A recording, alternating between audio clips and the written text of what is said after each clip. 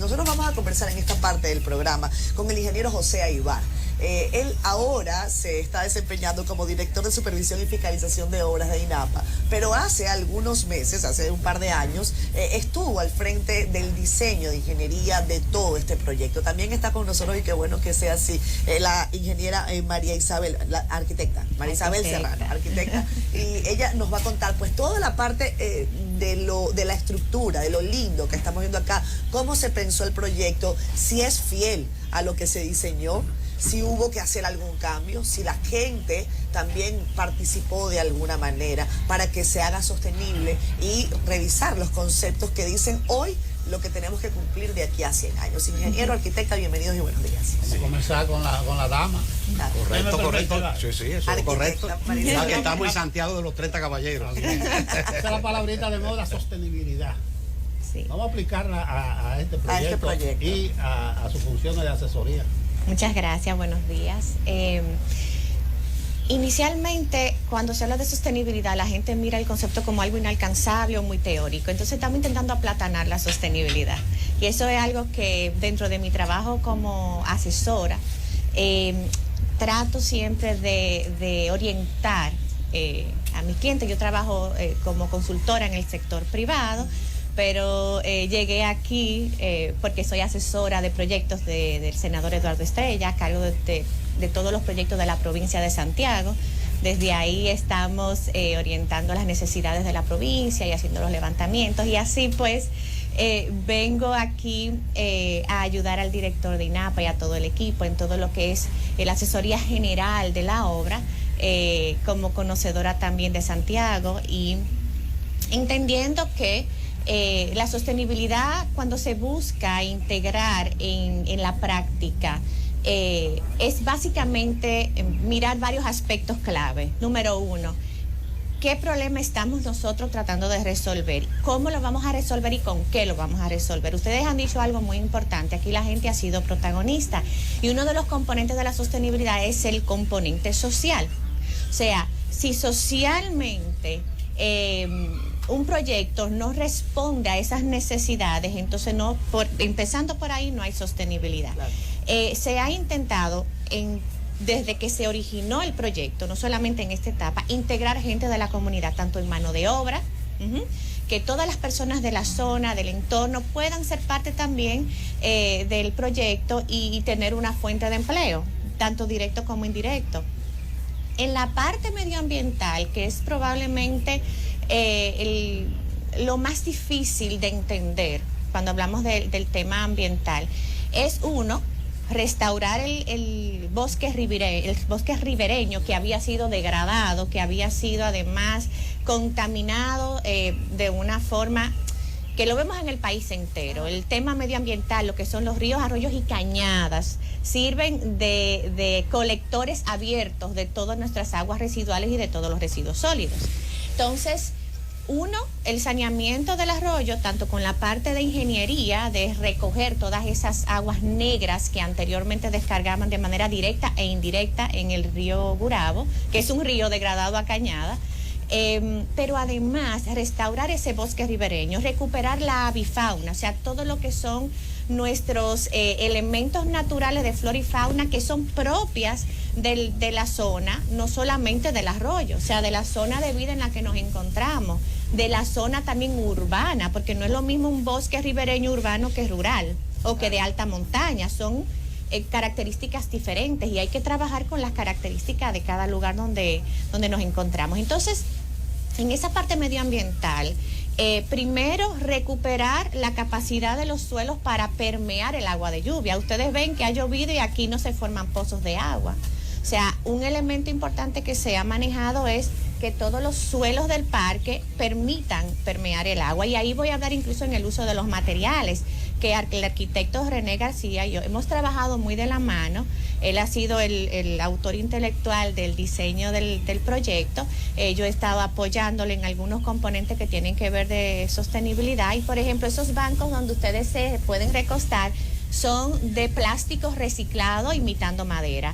¿Qué beneficios tiene? Que eso no se daña nunca, o sea, tiene un ciclo de vida bastante largo, lo cual evita que eso se genere residuos en lo inmediato, no requiere mantenimiento, no hay que pintarlo, no hay que darle nada.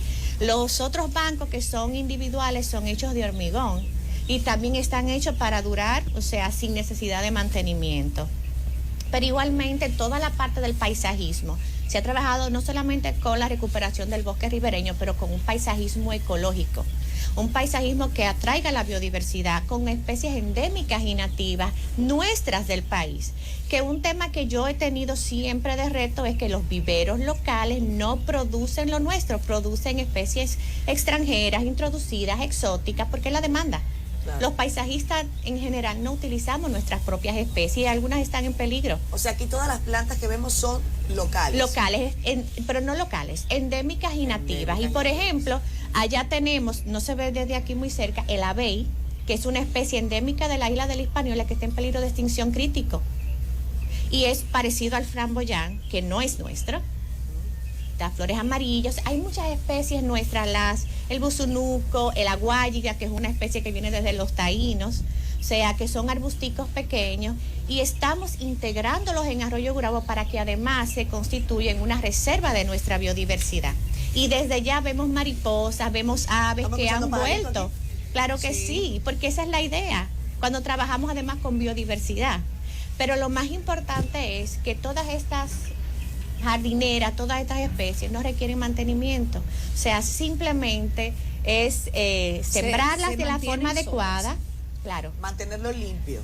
Al ingeniero, Marisabel, cuando se empezó a hablar de diseñar esta parte, de ir del caos al orden es complicado y tiene muchas etapas, y hay que hacerlo quizás desde lo particular a lo general, por todo lo que implica, personas viviendo, un ambiente que estaba prácticamente destruido o colapsado, hablar de encauzar un río que había sido disminuido a una cañada, quizás eran muchas cosas en juego.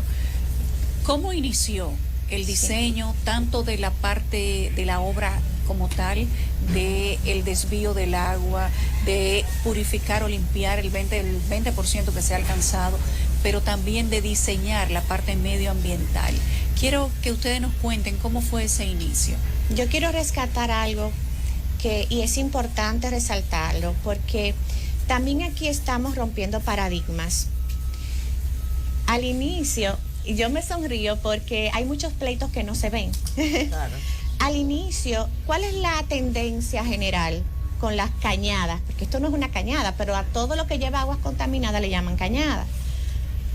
Canalizarlos, pero también encajonarlos. O sea, los trancan, los cierran, lo entaponan y lo desaparecen.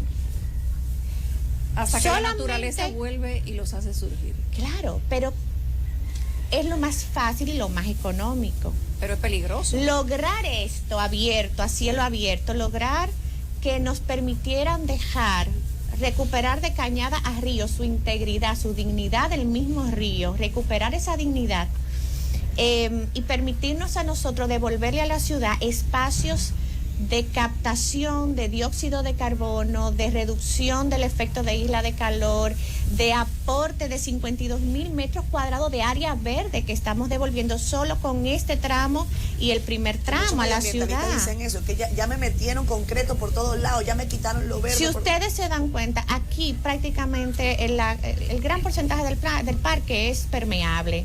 Las únicas zonas en donde está pavimentada es protegiendo los canales que van debajo de la bicisenda y de la vía de mantenimiento. Eso también hace que sea más duradero, porque por ahí va a haber movimiento siempre de tránsito, pero interno, por supuesto. Pero eso fue un gran logro, y eso también hay que resaltarlo, porque cuando el director de INAPA se le entregó esta obra, para mí ha sido una bendición poder trabajar con todo el equipo, porque siempre han estado en la disponibilidad de permitirse escuchar cambios en esos paradigmas tradicionales, de hacerlo siempre de la misma manera. Esto es un modelo para el país y para la región de lo que se debe hacer y de lo que sí se puede hacer y que está hecho y bien logrado. Y en gran parte es por el trabajo multidisciplinar de todo el equipo. Entonces, En esa parte, claro, ya entra el ingeniero Alvar con la parte de ingeniería, pero quería resaltarlo porque esas cosas no se ven y no se dicen, pero solamente lograr esto abierto y este gran proyecto del entorno de recuperación del parque, del bosque ribereño, ha sido todo un reto. Usted comunica muy bien. Lo que usted decía de unos bancos que hay ahí, que yo pensaba que eran unos hierros que habían puesto ahí para mientras termina. Y el concepto de la degradación, la corrosión. O sea, se ve que todo esto ha estado, bueno, una versión chapulinesca, fríamente calculada. Pero no por la malicia, frío porque fue pensado. Fue pensado. Eso es un furgón también. De los paradigmas, porque yo le iba a preguntar a Bolívar ahorita si hay alguna referencia en el área, en la región. Esto será una referencia. Sí, yo pensaba que ustedes se habían fijado de otro sitio, pero escuchándolo a usted. Esto es una referencia. Esto es un furgón que estamos reutilizando para los baños también. O sea, todo los baños públicos están hechos con furgones. Sí. Los bancos están hechos de plástico reciclado. Sí. Lo voy a supervisar ahorita, a ver si son de buena calidad. Ahí va.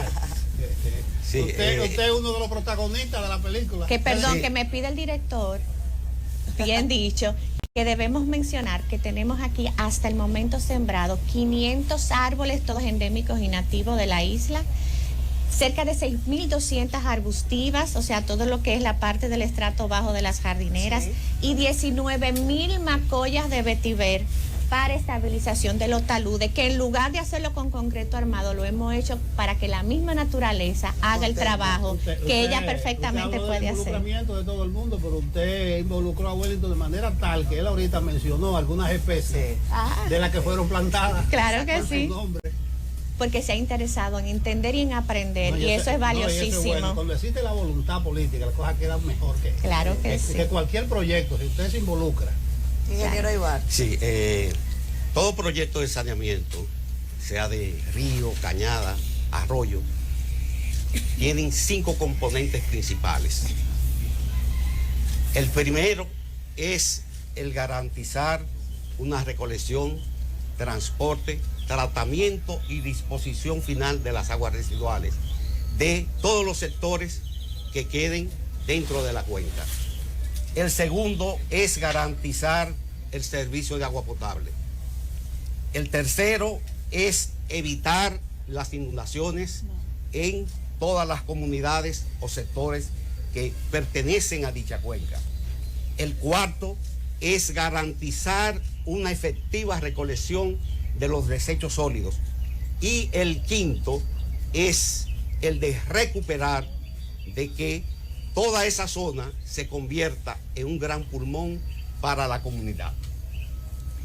Para garantizar esto, como dijo nuestro director Wellington, duramos 1 año haciendo estudios. Se caracterizó, se hizo una radiografía de la cuenca, que tiene un área de unos 20 kilómetros cuadrados. El río Gurabo tiene una longitud de 17 kilómetros y se hicieron levantamientos topográficos, se hicieron censos, los cuales se incluyó se georreferenciaron todas las propiedades que quedan en la cuenca en la parte a intervenir.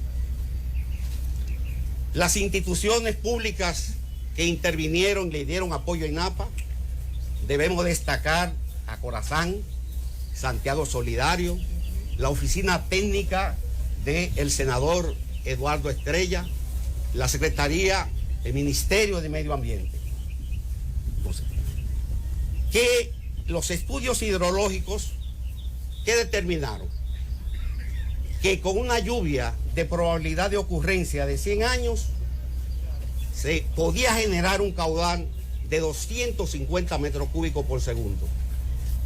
Y para poder conducir ese gran caudal de 250 metros cúbicos por segundo, para que tengan una referencia, aproximadamente todos los acueductos del país tienen una producción que anda por los 55 metros cúbicos por segundo. Este canal tiene que tener capacidad para 250 metros cúbicos por segundo. Y la sección que se definió desde el punto de vista de ingeniería es 19 metros en la parte superior, es decir, el espejo de agua, 9 metros en la parte inferior y una altura de 3 metros. De igual manera, en esas evaluaciones se pudo determinar 16 sectores. Se hizo la caracterización de cómo estaba el servicio de agua potable y se definieron todas las calles, todos los callejones que tenían que dotarse de tubería para conducir el agua potable, al igual que las instalaciones de sus acometidas.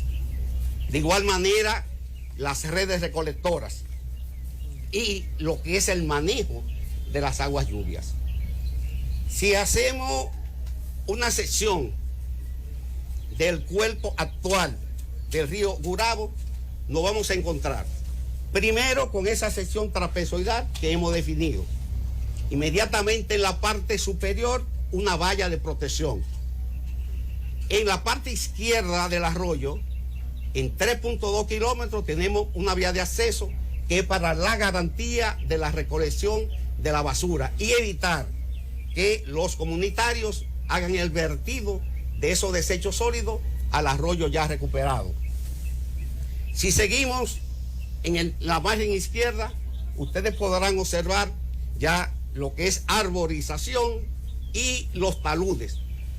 La estabilización de esos taludes ha sido un gran trabajo del personal y de los contratistas, ya que en algunas ocasiones la estabilización de ellos se ha definido, como muy bien dijo María Isabel, mediante terrazas y la utilización de gramas y con el apoyo de geomembranas.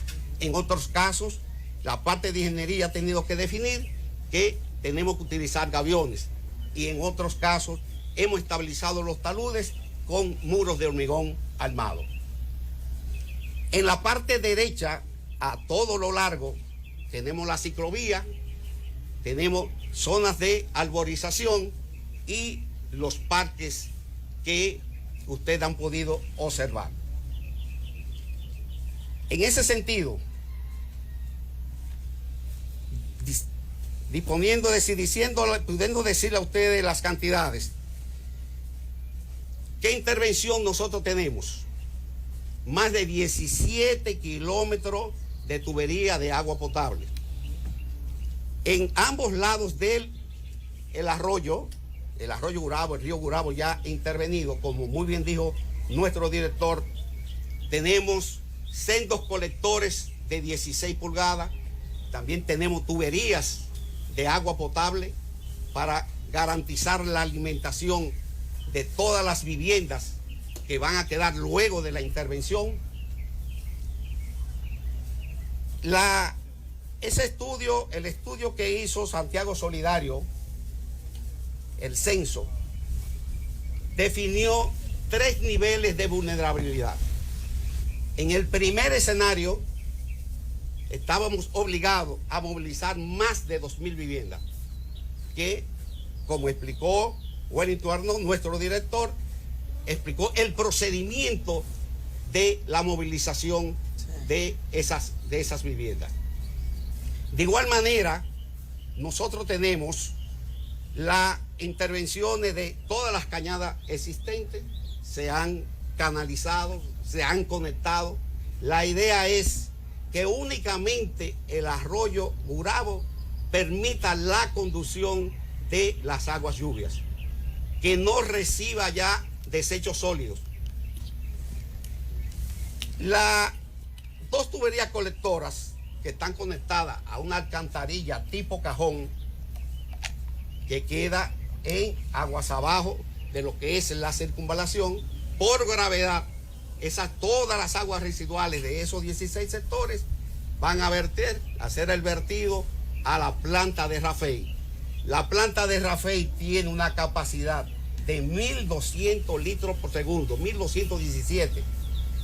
Toda la intervención que estamos haciendo en este proyecto de saneamiento va a aportar unos 80 litros por segundo.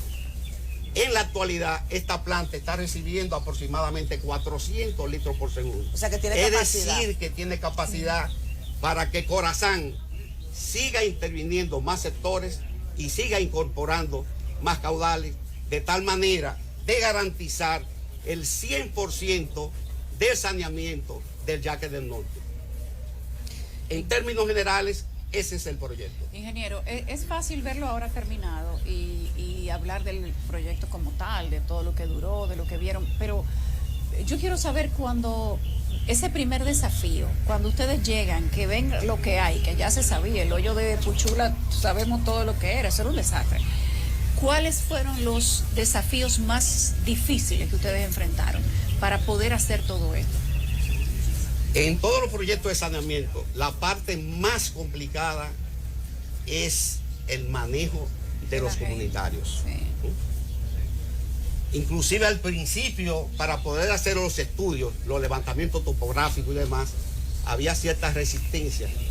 Inclusive para nuestros topógrafos, penetrar a estos callejones, tenía que ser con la ayuda de los líderes, claro. y en eso tuvo una participación muy destacada nuestro Santiago Solidario y su equipo, que ya tenían años socializando el proyecto, y se utilizó la estrategia de ese censo sin avisar de que era con la finalidad de hacer esta intervención.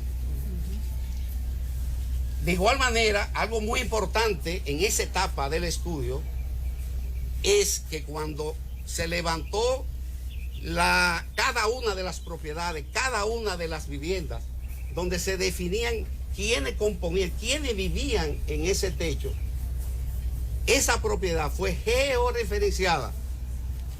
Si se hizo todo un plano georreferenciado, de tal manera que cuando se arrancó el proyecto, si yo tenía una vivienda aquí, al lado, si en ese levantamiento no había una vivienda, ese fue una persona que quería aprovecharse para ser favorecido con apartamentos. Es decir, que se hizo toda una radiografía de la cuenca, principalmente la parte intervenida. Usted proviene de la oficina senatorial. No sé si su trabajo culmina ahora con la inauguración el próximo viernes, o si esa asesoría tiene una parte 2, o usted se desembaraza. No. Como bien usted dice, yo soy asesora de proyectos del senador Eduardo Estrella, manejo su oficina técnica. Estamos dando apoyo a todos los proyectos del gobierno en la provincia de Santiago y a veces un poquito más allá. Pero en cuanto a este proyecto, ha sido un acuerdo mutuo entre don Eduardo y el director de INAPA de yo mantenerme dándoles el apoyo en este proyecto en particular, primero por lo que implica a nivel medioambiental. Como le decía muy bien el ingeniero Aybar, los componentes sociales y medioambientales son muy fuertes aquí. Justamente mi doctorado es en gestión sostenible de cuencas y resiliencia climática. Entonces, por supuesto, mi apoyo aquí, que además ha sido con mucho cariño, porque me siento vinculada, porque soy de Santiago, porque desde el principio conozco todos los temas medioambientales y también a nivel social. Desde el primer momento, cuando se le designó este proyecto a INAPA a través de su director Wellington Arnott, los acompañé justamente a identificar esos colectores que descargaban directamente en el arroyo Gurabo, a conectar con las comunidades, a trabajar con Percy, con toda la parte social. Y hay algo que yo quiero resaltar en esto, y es que los proyectos se les da seguimiento desde el principio hasta el final. O sea, no es algo que puede ser temporal. Parte justamente de la gestión de un proyecto es que tengan continuidad los procesos. Y precisamente por eso se han involucrado todas las juntas de vecinos, los líderes comunitarios, porque al final ellos siempre serán los veedores, y uno como santiaguero puede estar en un lugar o en otro. Yo soy consultora más privada, que estoy apoyando, vamos a decirlo así, porque todo es temporal, por este tiempo a los proyectos de la provincia a nivel público, pero siempre seguiré siendo de Santiago y siempre seguiré siendo doliente, y siempre soy parte del patronato del Jardín Botánico, del Parque Central, o sea, vinculada siempre con todos los proyectos de la ciudad, porque la continuidad siempre es lo más importante en la fiscalización y veeduría ciudadana. Fíjese, ingeniero Aybar, que usted está en la parte de la supervisión ahora de la obra. Una cosa es imaginar un proyecto y otra cosa es cuando ya el proyecto arranca con esa vida propia, que el constructor dice que tal cosa, que el terreno está pasando aquello, que los comunitarios piensan que esta zona tiene un riesgo distinto, y en eso quizás Marisabel me puede también orientar por la parte de la sostenibilidad también de la misma comunidad. Pero quiero preguntarle sobre la parte del proceso día a día, en lo que se está cumpliendo, cómo los constructores están avanzando en la parte de la obra y lo que falta. ¿Qué nos falta para concluir? Porque en esa parte de la supervisión es vital, para ya concluir esta parte de la entrevista. Sí, los contratistas, nosotros tenemos 3 lotes. Es decir, esto también obedeció a todo un proceso de sometimiento al Ministerio de Economía y Desarrollo, que le asignó el código 14.621. Es decir, de que ya tenía la autorización de la presidencia de que podía abrirse un proceso de licitación. Se hizo el proceso de licitación, el proyecto se dividió en 3 lotes. El lote 1, el contratista, la compañía contratista es Matiza, que es todo lo que es el canal trapezoidal. El lote 2, que es la compañía Atillean, ese es responsable de todo lo que son las tuberías de agua potable y drenaje sanitario. Y el lote 3 es el que tiene que ver con la construcción de la vía de acceso, de la ciclovía, todos los parques y las obras que llevan los parques, como edificios, centros comunales, cancha deportiva, centro para gimnasia al aire libre, etc. Entonces, cada contratista tiene un equipo de supervisión que vela que los planos de diseño se cumplan en obra y que los procedimientos de construcción estén ajustados a la normativa. Cada segmento que es liberado, es decir, que son movilizadas las viviendas, la primera parte que interviene es el canal, donde se produce un movimiento, es decir, se extrae todo el material contaminado y se define la sección del canal trapezoidal. Lo primero es una estabilización del fondo con granzote y luego el perfilado con material también de mina y finalmente el revestimiento de hormigón. Entonces, en la medida que se avanza el canal, entonces se le abren taller de trabajo a los otros 2 contratistas. Ese es el procedimiento. Muchas gracias, Iván. A la supervisión, muchas gracias, eso, María Isabel. Eso no se acaba. Ese serrano. Mi padre. Es tu madre. Mi padre, Tu padre de español. aquí. Español. Diná, español, ese Sí. me daba. Diná, sí. El libanés. Y yo nací de aquí. Mira qué bueno. Santiaguera. Que tenemos de todo. Tenemos gente con doctorado, tenemos gente con maestrías importantes y gente comprometida con áreas tan sensibles como el medio ambiente. No, Qué bueno y gente que además que viene del sector privado, pero que comprende Sí. que el rol de la gestión pública tiene que permite, tener un acompañamiento. un impacto mayor. Claro. Interesante también. Qué bueno que se utilice recursos Y humanos felicidades. local. No, y las capacidades. Lo tuyo, Así tu es. doctorado y tu cosa fue como una visión de futuro. Sí. Porque realmente Recuperación de cuentas. Eduardo bateando por los 360. eso es lo que manda los tiempos. Así Esta es. cosa de los cambios climáticos. Gracias. Y que María Isabel, tenemos ¿no? Gracias, capacidades locales de sobra. Claro que sí. Muy No, bien. y evidentemente. Gracias. Con ustedes Un vamos a- placer. Gracias a ustedes.